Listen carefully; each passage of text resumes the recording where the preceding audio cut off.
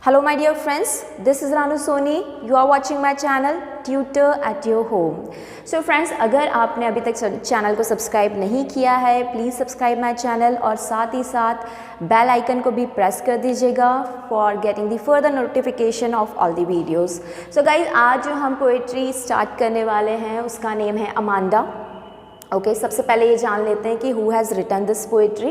So Amanda poetry written by Robin Klein, जो कि क्या है, जो कि एक ऑस्ट्रेलियन राइटर है. इन्होंने बहुत सी बुक लिखी हैं, चिल्ड्रन बुक्स पे भी इन्होंने बहुत वर्क किया है. आगे अगर हम देखें अमांडा के बारे में, देखिए कभी ना कभी लाइफ में, देखो अमांडा एक छोटी लड़की है ना, Amanda who is a little girl. देखो जब हम टीन एज में रहते हैं, है ना, तो हमें कभी ना कभी किसी ना किसी चीज़ों के लिए टोका जाता है, रोका जाता है ना. कि लाइक मैं अपना एग्जांपल लूँ अगर, तो रानू तुम ऐसा नहीं करो, रानू तुम वैसा नहीं करो, तुम ऐसे बैठो, तुम वैसे खाओ, है ना. तो ये क्या है, ये हमको इंटरप्ट किया जाता है कभी ना कभी हमारे एल्डर्स के थ्रू, ठीक है ना. तो यहाँ पर क्या हो रहा है, अमांडा जो कि एक छोटी सी लड़की है, constantly interrupted bye her mother. उसकी मॉम जो है उसको बार बार क्या कर रही है, इंटरप्ट कर रही है उसके किसी बिहेवियर पे, है ना, कुछ अलग या कुछ मिस्टेक्स जो कर रही है ना, उन बिहेवियर पे उसको क्या करती है, इंटरप्ट करती है, टोकती है, रोकती है.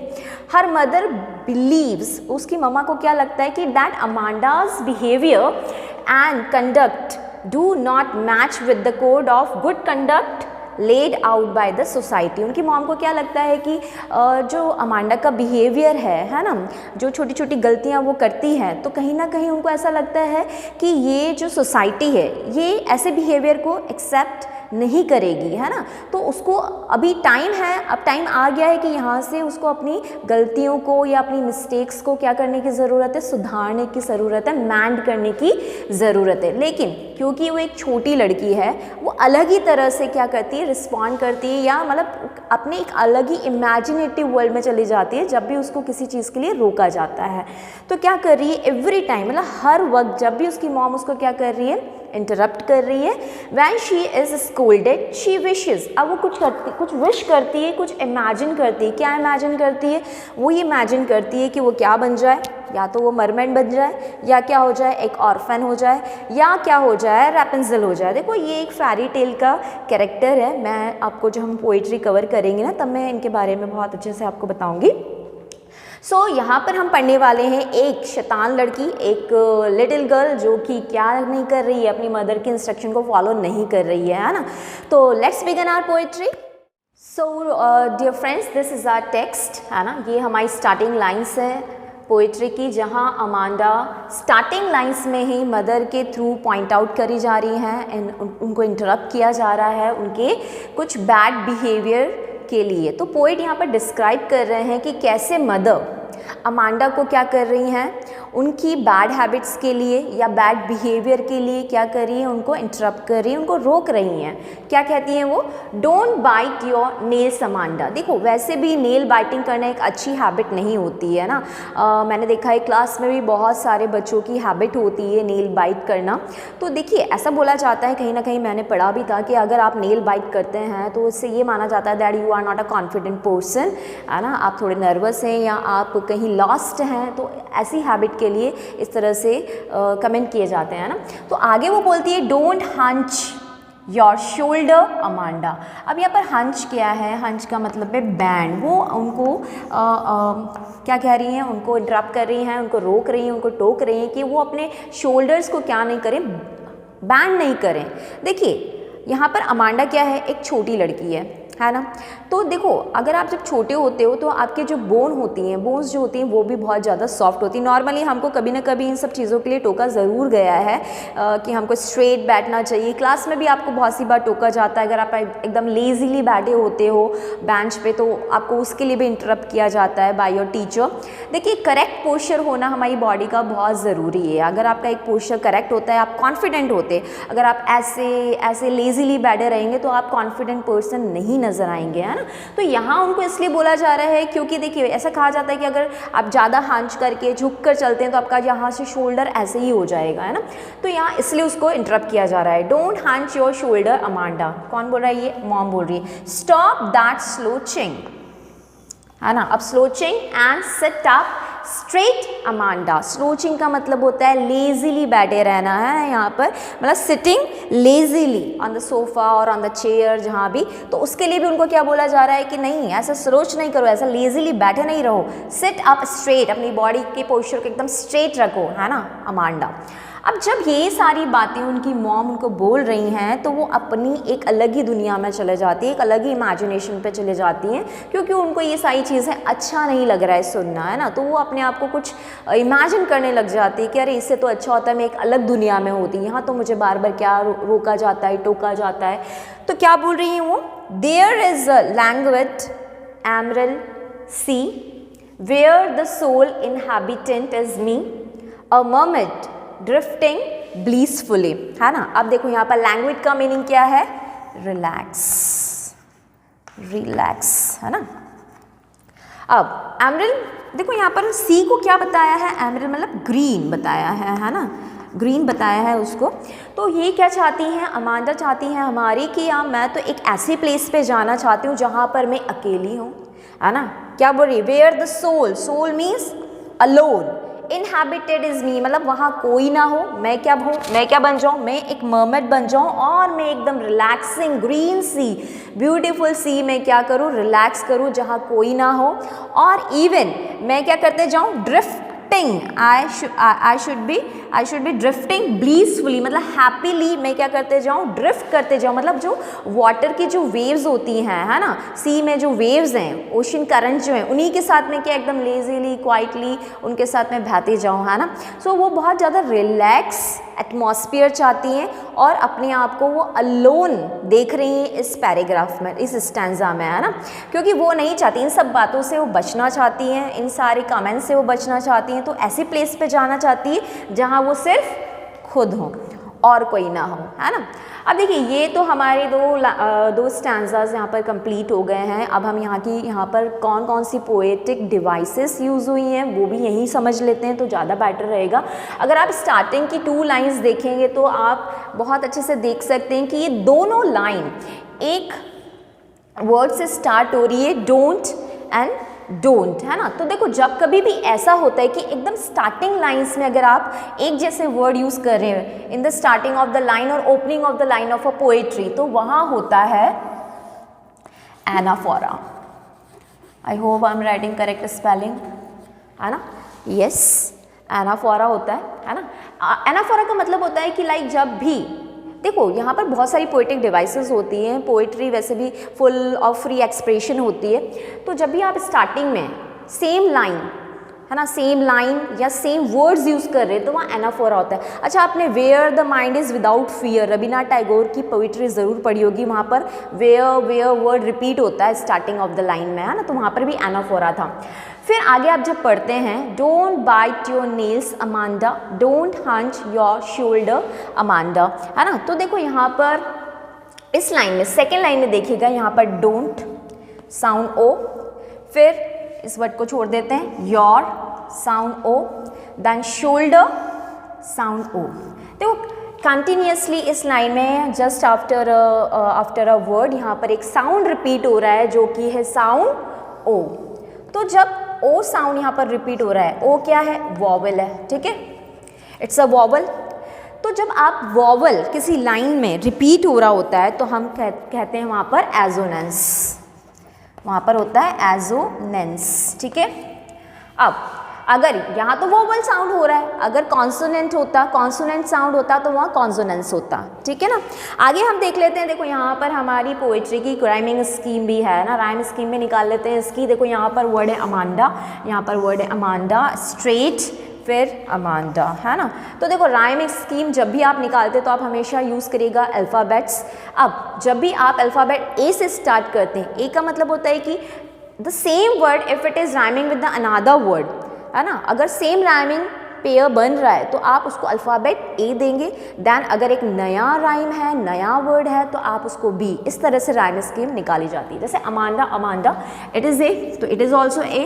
देन अगेन यहाँ पर क्या है, अमांडा, ठीक है। अब क्या आपको अमांडा जैसा राइम स्कीम यहाँ कहीं दिख रहा है? नहीं ना, बिल्कुल भी नहीं है।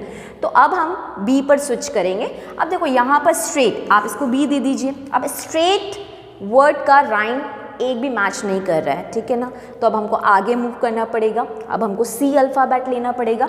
अब देखो सी में यहाँ पर सी है, ठीक है ना। दैन मी, सी, मी, ब्लीसफुली, है ना, एक जैसा राइम आ रहा है, तो इसलिए आपने उसको क्या दे दिया, सी सी सी। तो राइम स्कीम क्या हो गई इसकी, ए बी, ए सी सी, ठीक है ना। तो ये राइम स्कीम को भी आपसे पूछी जा सकती है कभी। आगे देख लेते हैं, इसके अलावा राइम स्कीम के बाद में आप क्या देख सकते हैं, एक वर्ड बहुत बार रिपीट हो रहा है, अमांडा, अमांडा, अमांडा, ठीक है। देखिए बहुत सी बार बच्चे कंफ्यूज हो जाते हैं एनाफोरा और रिपीटेशन में, है ना। तो ये क्या है, रिपीटेशन है, देखो, है ना। रिपीटेशन क्यों बोल रहे हैं हम इसको, क्योंकि ये इन बिटवीन द लाइंस कहीं रिपीट हो रहा है, स्टार्टिंग ऑफ द लाइन नहीं रिपीट हो रहा है, ये डिफरेंस है दोनों में, है ना। आप इसको रिपीटेशन नहीं बोल सकते, क्यों, क्योंकि ये starting of the lines, poetry की स्टार्टिंग लाइंस में स्टार्ट हो रहा है, इसलिए ये एनाफोरा है, और ये बिटवीन द लाइंस हो रहा है, इसलिए ये रिपीटेशन है, ठीक है ना। तो एक रिपीटेशन भी आप इसमें मार्क कर लीजिएगा। Other than this, can you see in the second stanza, देखो यहाँ पर सी जो है, सी को यहाँ पर उसने क्या बताया है, पोएट ने क्या बता दिया, ग्रीन, मतलब एमरल्ड सी बता दिया है ना उसको, तो उसके जैसे सिमिलैरिटीज़ उसको दे दी है। तो यहाँ है metaphor, emerald sea, metaphor when you give similar quality, E नहीं आएगा यहाँ पर, है ना। सिमिलर क्वालिटीज़ अगर आप दे देते हो किसी ऑब्जेक्ट को या नाउन को, तो वहाँ पर मेटाफोर कहलाता है। आफ्टर दैट आप एक लाइन देखिए, यहाँ पर एलिट्रेशन भी है ना, जैसे यहाँ पर है स्टॉप, स्लोचिंग, सिट, स्ट्रेट, है ना। तो देखो अब यहाँ थोड़ा सा टेंशन देने की ज़रूरत है कि कैसे ये एलिट्रेशन है। एलिट्रेशन का मतलब होता है repetition of same sound, okay, repetition of same sound, है ना। अब देखो कैसे, यहाँ पर स्टॉप, यहाँ पर क्या हो रहा है, एस रिपीट हो रहा है, यहाँ पर भी एस रिपीट हो रहा है, यहाँ पर भी एस रिपीट हो रहा है, यहाँ पर भी एस रिपीट हो रहा है। अब आप ज़रूर एक कन्फ्यूजन आपके माइंड में आ रहा होगा, एक डाउट आपके माइंड में आ रहा होगा कि मैम ये तो कॉन्सोनेंट्स भी हो सकता है, क्योंकि ये तो S S S S S consonant और एस का साउंड ही रिपीट हो रहा है, ठीक है। अब देखो यहाँ पर एस का साउंड रिपीट तो हो रहा है, लेकिन अगेन ये कब रिपीट हो रहा है, just starting of the word, है ना, उस वर्ड की स्टार्टिंग में ही रिपीट हो रहा है। यहाँ पर हम वॉवल रिपीट कर रहे थे, ये इन बिटवीन द वर्ड्स हो रहा था, यहाँ पर भी कॉन्सोनेंट रिपीट हो रहा है, लेकिन इन बिटवीन द वर्ड नहीं हो रहा, स्टार्टिंग ऑफ द वर्ड में ही वो अल्फ़ाबेट यूज़ हो रही है। तो जब ऐसा होता है तब क्या कहलाता है, एलिट्रेशन, है ना। एलिट्रेशन, आपको एक बहुत अच्छा इसका हिंदी में एग्जाम्पल मैं बता देती हूँ। आपने बहुत ये वाली लाइन बोली होगी, चंदू के चाचा ने चंदू की चाची, है ना, ये वाला। तो इसमें सी का च का साउंड आ रहा है ना, तो वहाँ पर भी एलिट्रेशन है। तो दिस इज एलिट्रेशन, यहाँ पर लगा लीजिएगा, है ना, एलिट्रेशन, ओके। सो पोएट हमको आगे ये बता रहे हैं कि कैसे अमांडा, ये हमारा थर्ड स्टैंजा है, सबसे पहले ये थर्ड है, ये फोर्थ है ना, कैसे अमांडा को इंक्वायर्ड किया जा रहा है बाय हर मदर। सो यहाँ पर जो हमारा थर्ड स्टैंजा है, यहाँ पर मदर उसे इंक्वायरी कर रही है कि उसने अपना काम किया कि नहीं, होमवर्क किया कि नहीं, उसने अपने रूम को नीट एंड क्लीन किया कि नहीं, एंड इवन वो चाह रही हैं, वो देखना चाहती हैं कि वो जानना चाहती हैं कि क्या उन्होंने अपने शूज़ को क्लीन किया है कि नहीं। तो वही पोएट्री है, लाइन्स हैं। Did you finish your homework Amanda, देखो यहाँ पर उससे क्वेश्चन करिए होमवर्क के बारे में। Did you tidy your room Amanda, क्या आपने रूम को क्लीन किया Amanda. I thought I told you to clean your shoes Amanda, मतलब वो बता रही हैं कि मैंने तुम्हें शूज़ को भी क्लीन करने के लिए बोला था, क्या तुमने वो करे। तो यहाँ आप जान सकते हैं कि यहाँ मदर, देखो पहले वाले स्टैंजा में, फर्स्ट स्टैंजा में उसको इंटरप्ट किया जा रहा था बिहेवियर के लिए, लेकिन अब इस वाले स्टैंजा में मॉम क्या कर रही है, क्वेश्चन करने की कोशिश कर रही है, उसको इंक्वायरी कर रही हैं कि क्या उन्होंने उनके वर्क कंप्लीट किए हैं कि नहीं, है ना। तो यहाँ पर क्लीनिनेस की बात वो ज़्यादा कर रही हैं। तो यहाँ पर जब वो ऐसी बात करती है तो हमारी जो अमांडा है फिर से एक इमेजिनेटिव वर्ल्ड में चले जाती हैं। वो सोचती हैं कि ये क्या है ना, मतलब कि क्यों मुझे इतने क्वेश्चंस किए जा रहे हैं, इससे तो अच्छा मैं क्या होती, मैं एक ऑर्फन होती। वो ऐसा क्यों बोल रही हैं कि देखो ऑर्फन इसलिए बोला है उन्होंने क्योंकि आपने देखा ना ऑर्फन के पेरेंट्स नहीं होते तो उनको कोई ज़्यादा इंटरप्ट नहीं कर सकता, उनको ज़्यादा बोला नहीं जाता है उनके बिहेवियर को लेके, है ना। तो इसीलिए वो चाहती हैं कि वो क्या बन जाए, ऑर्फन, क्योंकि अगर वो ऑर्फन हो गई तो उनके क्या नहीं होंगे, पेरेंट्स नहीं होंगे। फिर वो ऑर्फन बन के क्या कर पाएंगी, रोमिंग द स्ट्रीट, मतलब फ्रीली स्ट्रीट में क्या कर पाएंगी, रोम कर पाएंगी, घूम पाएंगी, उन्हें कोई ऑब्जेक्ट नहीं करेगा, है ना। और क्या कर पाएंगी, आई पैटर्न सॉफ्ट डस्ट, मतलब जहाँ पर भी डस्ट होगी वहाँ पर मैं क्या बना पाऊंगी, सॉफ्ट डस्ट पे कोई ना कोई पैटर्न बना पाऊंगी। विथ माई हर्श, हर्श मतलब है क्वाइट, है ना, यहाँ लिख लीजिएगा क्वाइट, है ना, क्वाइट बेयर फीट, है ना, मतलब विदाउट वेयरिंग शूज़। तो she wants to do this कि she wants to make patterns, कहाँ पर, सॉफ्ट डस्ट पे, है ना, जहाँ वो देखो यहाँ पर टोटली अपोजिट चीज़ हो रही है। जहाँ मॉम यहाँ पर उनको टाइडीनेस, क्लीनिनेस के बारे में सिखाना चाहती है, वहीं अमांडा एकदम टोटली अपोजिट बिहेवियर यहाँ पर शो कर रही है। वो तो कहाँ खेलना चाहती है, डस्ट में, है ना, मतलब उसको कोई क्लीनिनेस नहीं चाहिए, कोई टाइडीनेस नहीं चाहिए, सही चीज़ें उसको नहीं चाहिए, है ना।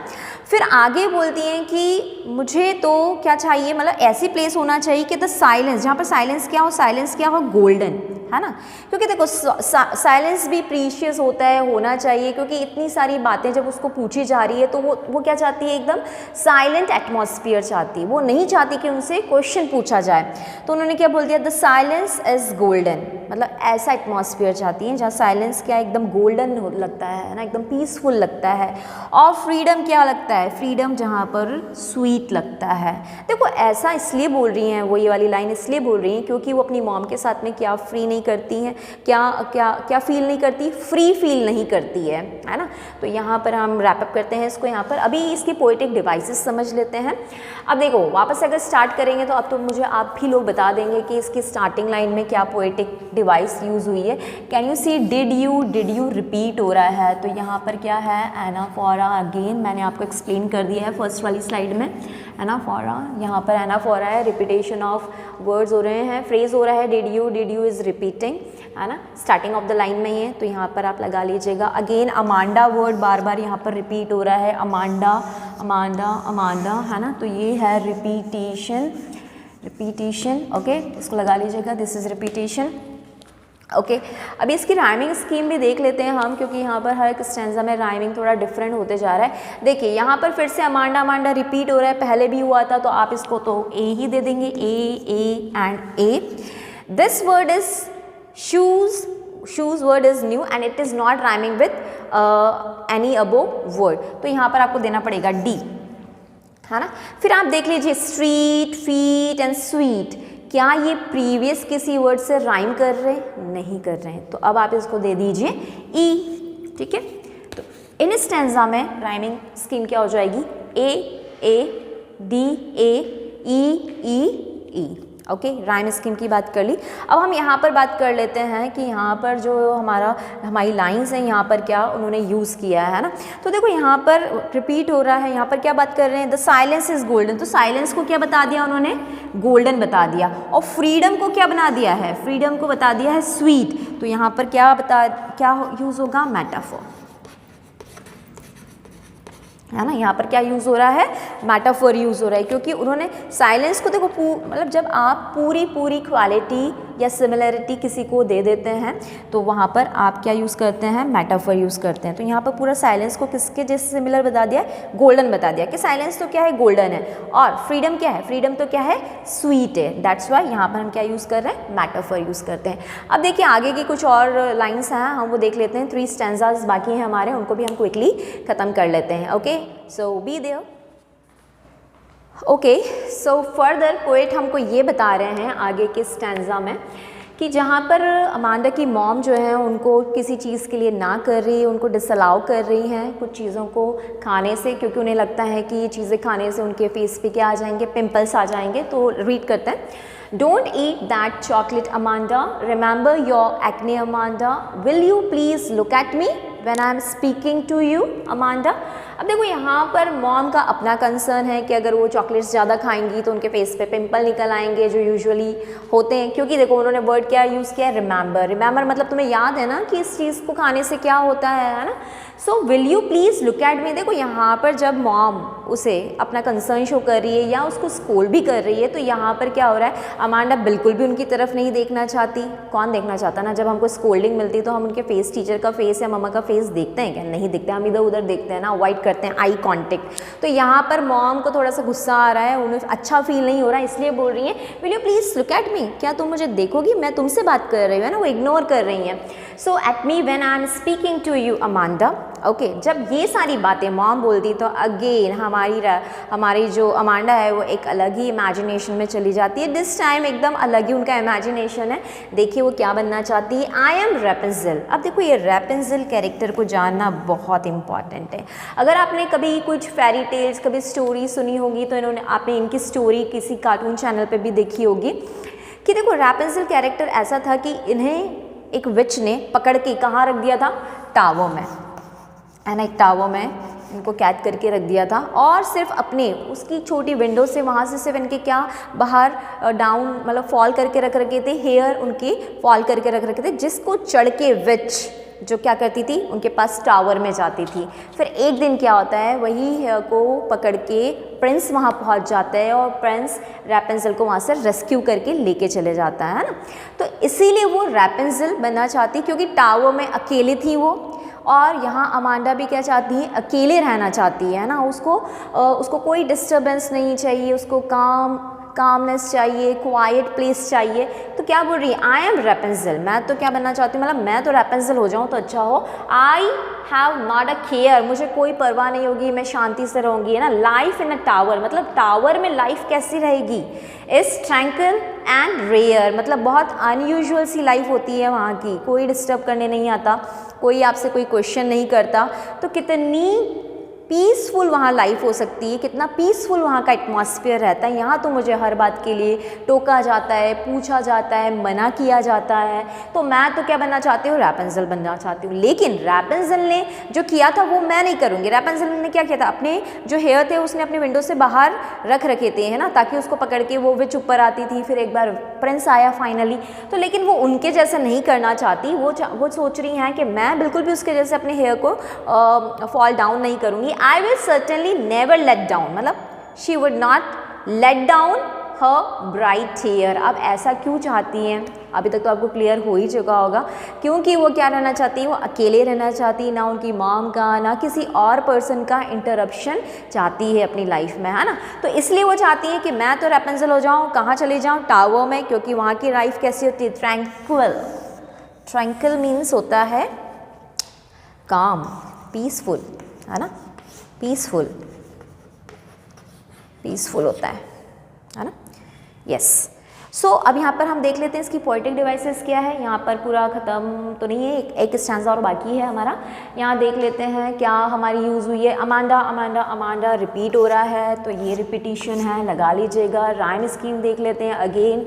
यहाँ पर ए आप इसको दे दो, ठीक है ना। उसके बाद हमने दे दिया था ABCD तक दे दिया था, ई के बाद ये हो जाएगा F, क्योंकि किसी से मैच नहीं कर रहा है। देन केयर रेयर हेयर, ये भी किसी से मैच नहीं कर रहा है, तो आपको देना पड़ेगा G एंड G आपको देना पड़ेगा। देखो यहाँ पर जो अमांडा की थिंकिंग है ना, वो अपने आप को कैसे प्रिटेंड करी, कैसे इमेजिन कर रही है, अपने आप को रैपुंज़ेल के जैसे देख रही है। तो ये है अल्यूजन। देखो अल्यूजन सेकेंड स्टैंजा में भी यूज़ हुआ था, मैं आपको मेंशन करना वहाँ भूल गई, जहाँ वो अपने आप को क्या अल्यूजन करती है, अल्यूज करती है दैट शी इज़ मर्मेंट। तो वहाँ पर भी आप देखिएगा, वहाँ पर भी अल्यूजन था। अल्यूजन मतलब होता है आप अपने आप को किसी भी फेरी टेल या माइथोलॉजिकल फिगर से मतलब उसके जैसे इमेजिन कर रहे हो, है ना। तो एक्चुअली में वो है नहीं, लेकिन वो अपने आप को क्या बोल रही है, आई एम रैपुंज़ेल, है ना। तो ये यहाँ पर दो स्टैंजा लास्ट सेकेंड, मतलब this is 5th and 6th stanza यहाँ पर रैप अप हो गया। लास्ट स्टैंजा बचा है, उसको भी जल्दी से पढ़ लेते हैं और फिनिश करते हैं इस पोएट्री को। Okay, so be there with me. Okay so ये हमारा लास्ट स्टैंजा है, इसको हम देख लेते हैं। यहाँ इस लास्ट स्टैंजा में आप देखेंगे कि यहाँ पर अमांडा को वॉर्न किया जा रहा है उसकी मॉम के थ्रू, उसके मूड को लेके कि वो कितने अनस्टेबल मूड में रहती है ना। और वो उनकी मॉम उनको ये बता रही है कि अगर वो ऐसे मूड में रहेंगी तो जब वो उनको डांटेंगी तो लोग क्या समझेंगे, लोगों को ऐसा लगेगा कि उनकी मॉम जो है उनको क्या करती हैं, हरास करती हैं। तो यही सी चीज़ को यहाँ पर उन्होंने डिस्क्राइब किया है। क्या बोला है, stop that sulking at once Amanda. Sulking का मीनिंग है to be in a bad mood, to be in a bad mood, है ना। तो उनको ये बोला जा रहा है कि तुम अपनी बैड मूड से बाहर आओ, इस बैड मूड में क्यों रहती हो तुम, है ना, ये ऑड बिहेवियर क्यों शो कर रही हो तुम, है ना। सो यू आर ऑलवेज, यहाँ पर उनको ब्लेम किया जा रहा है कि किस चीज़ के लिए ब्लेम किया जा रहा है, उनके अनस्टेबल बिहेवियर के लिए, कि you are always so moody, means उनका मूड कैसा रहता है, अनस्टेबल, है ना।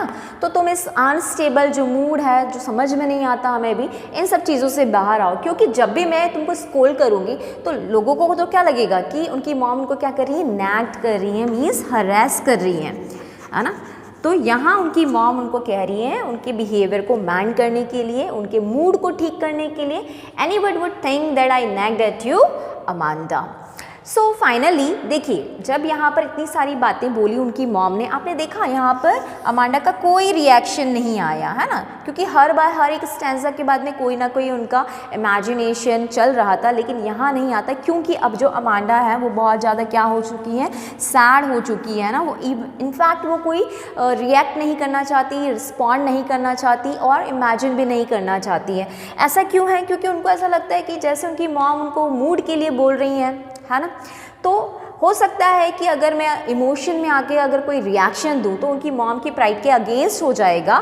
So better I should B quite, है ना। तो अब जो पहले वो इतना प्लेफुल साइकिल में जाके, प्लेफुल साइकी में वो एक इमेजिनेशन कर रही थी, तो अब उन्होंने वो इमेजिनेशन भी बंद कर दिया। सो यहाँ पर ये स्टैंजा फिनिश हो जाता है। जल्दी से इसकी पोएटिक डिवाइसेस देख लेते हैं। नॉर्मली आपको खुद ही पता है, अब तो अमांडा अमांडा अमांडा रिपीट हो रहा है, तो ऑब्वियसली ये तो रिपीटेशन है ही। साथ में इसकी राइम स्कीम है ए, यहाँ आप एच दे देंगे क्योंकि कम्प्लीटली और न्यू वर्ड, फिर अमांडा आ रहा है तो फिर ये ए हो जाएगा। Stop sulking, can you see the word is starting with S and S, तो मुझे बताओ ये क्या हो सकता है, ये हो सकता है एलिट्रेशन, है ना, ये एलिट्रेशन है यहाँ पर, ठीक है। फाइनली सो सी एग्ज़ाम में आपको कभी ना कभी हो सकता है एक आध कोई लाइन दे दें और आपको पोएटिक डिवाइस पूछ लें। कभी कभी होता है कि आपसे एंटोनिम या सिनोनिम भी पूछ लिया जाता है, इसलिए आप हमेशा ये वॉच रखिएगा कि आपको पर्टिकुलर वर्ड का मीनिंग और उसका अपोजिट भी पता हो। So guys this is all about this poetry Amanda. I hope आपको ये पोइट्री समझ में आई होगी, है ना। मुझे कमेंट बॉक्स में कमेंट करके ज़रूर बताइएगा कि ये पोइट्री आपको कैसी लगी। कोई डाउट है तो वो भी मुझे बताइएगा। And please keep following my channel, keep subscribing, keep sharing, because आपकी लाइक से और शेयर से मुझे मोटिवेशन मिलता है। So thank you very much for being here with me. Bye bye.